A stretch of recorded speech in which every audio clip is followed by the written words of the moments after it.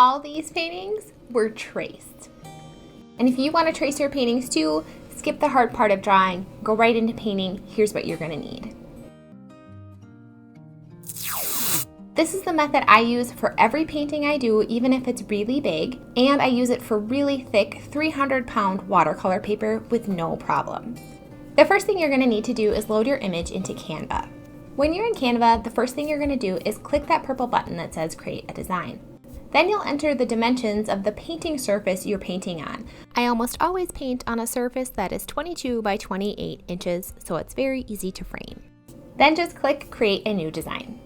After that, you'll just need to upload your photo into Canva. From here, I like to place the reference image where I'd like it to be on the finished painting, as if the surface of my painting was the document size within Canva. Keep in mind that you won't want your painting to go quite all the way to the edge, because a lot of times we frame our watercolors and we like to have a little bit of a margin on every single side.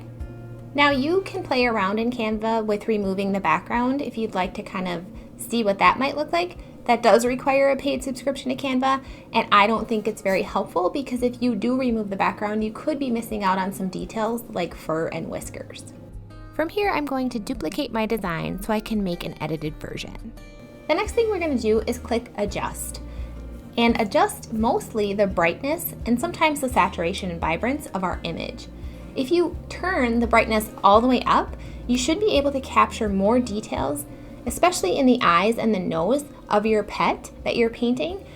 And some of those details just won't be able to be visible in a darker image, which is why I love to digitally edit my image in Canva before I trace it, so I can capture all the details that you might miss otherwise.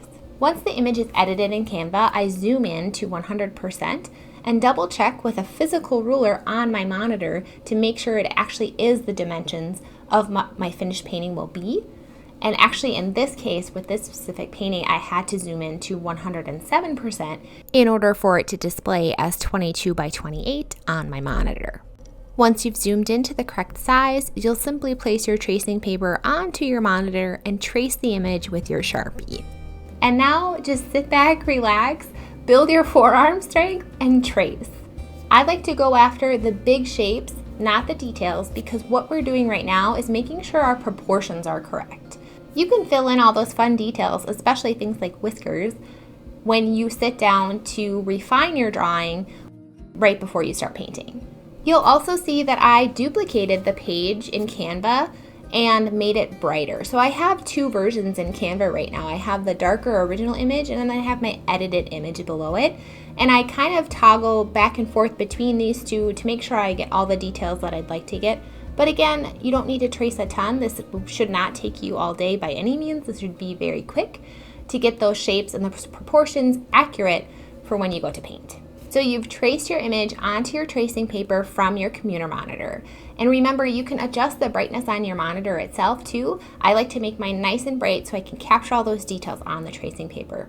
Now, when our tracing is complete, most likely we'll have tiled it a little bit and cut it into pieces and kind of taped it together as we were tracing, and it won't be the full dimensions of the finished painting that we want it to be. So what I like to do to cheat a little bit is mark the very center of that painting, and Canva will help you guide you to find the center of your image in Canva. And I mark that with a little green dot, and then when I trace it, I can see that dot, put it on the center of my tracing, and then when I go to trace it, I'll line up the center of the tracing with the center of my watercolor paper, and that way I won't have to play with where I want the image to be. It'll be right where I had decided it to be when I was in Canva. When your tracing is complete and you've taped it together and kind of have this hodgepodge beautiful tracing of your pet that you're so excited to paint, then you just find a really bright window. And I have a nice window that doesn't have any kind of weird frames within it, and I can pull off the screen really easily. So I pull the screen off, I tape it to the window using artist tape again, and then I tape my watercolor paper over the tracing, again lining up the center with the X that I already marked on it. And then you should be able to see through the window enough to trace your tracing onto your surface. I always just use whatever pencil I have lying around, and it's usually just an HB. You can use whatever you want, but I would advise not drawing it too dark, because then you might want to erase that later when it comes time to paint. After you're done tracing, you just remove your paper from the window and you are ready to paint. So you can go in, refine the drawing, add in some details. You can erase things if they get too dark. You can add in whiskers, but otherwise you should be ready to paint your painting within 30 minutes instead of however long it might have taken you to draw it out by hand. If you are using a substrate that you cannot see through, you would use that carbon paper underneath your tracing, so it would be sandwiched between your tracing, and you'd have your carbon paper, and then you'd have your surface, and you'd just draw over your tracing with your pencil hard enough that you could see it, but not too hard that it could possibly dent your surface.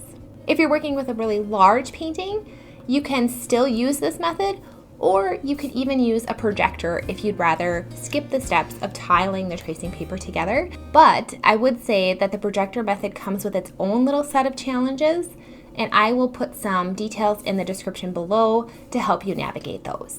Find some answers to the FAQs about this video in the description box. Let me know your questions in the comments, and give this video a thumbs up if it helped you. Thanks so much. Happy painting!